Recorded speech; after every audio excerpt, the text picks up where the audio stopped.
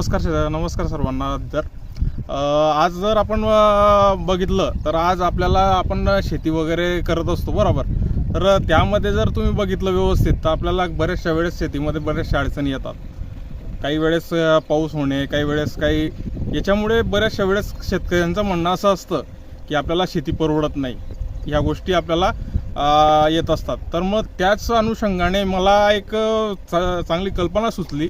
मी MRGSच्या माध्यमातून एक योजनेच्या माध्यमातून मी आमच्या इथं एक शेततळं नवीन केलं मागच्या वर्षीच.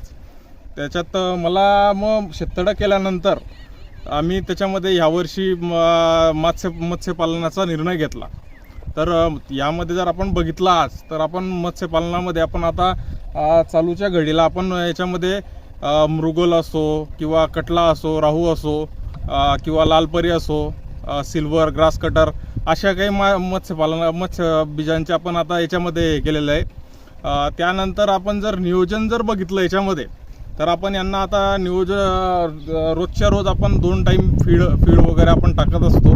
त्यामध्ये आपण आता सुरुवात असल्यामुळे कसं होतं, आता सर्व काही भांडवल वगैरे काही एकाकट्टे हे करणं काही शक्य होत नाही आपल्या शेतकऱ्यांना. तर मग आपण काय करतो माहिती का, याच्यामध्ये आता सुरुवातीला आपण जे आपल्याकडे अवेलेबल असणारं फूड आहे ते आपण यूजमध्ये घेतलं. जसं की आता आपण यामध्ये गव्हाचे पीठ असो किंवा आपला याचा भरडा असो, मक्याचा भरडा असो किंवा आपला त्यानंतर शेंगदाणा पेंड, अशा काही ज्या गोष्टी आहेत त्या आपण आता सध्याच्याला फीड म्हणून याला फिशला आपण देत आहोत. कसं आहे माहिती का, आता बरेचसे युवक असं म्हणतात की फक्त नोकरीवर डिपेंड राहिलं पाहिजे.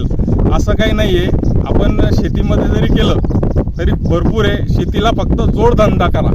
म्हणजे जसा मी आता हे फिश फार्मचं हे केलं आहे तशा पद्धतीने जरी सर्व युवकांनी केलं तरी सुद्धा एकदम बेस्ट राहील.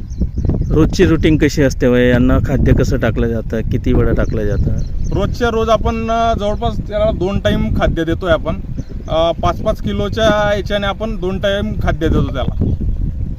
आपण जे 5 वाजता तिकडे ते मोटरच्या साहाय्याने जे शेततळ्याचे जे पाणी आहे ते परत टाकलं जातं, काय याचं कारण? तर याच्यामध्ये काय होतं माहिती का, आपल्या शेततळ्यामध्ये आपण मत्स्य ज्यावेळेस टाकतो तर त्याला एरेशन असणं खूप गरजेचं आहे. म्हणजे आपण आता ते जे पाणी आपण जे टाकत आहोत आपण तेच शेततळ्यातलं पाणी त्याच्यामध्ये सोडतोय. याच्यामागे कारण काय आहे, आपलं पूर्ण शेततळ्यात एरेशन तयार होईल, त्याच्याने ऑक्सिजन तयार होतं त्याच्यामध्ये. त्याच्यामुळे आपण ते तसं हे करतोय आपण त्याच्यात. हे जे शेततळ आहे ते किती बाय कितीचं आहे? आणि आपलं आता हे शेततळ जे 100 बाय 100 आपलं हे शेततळ आहे.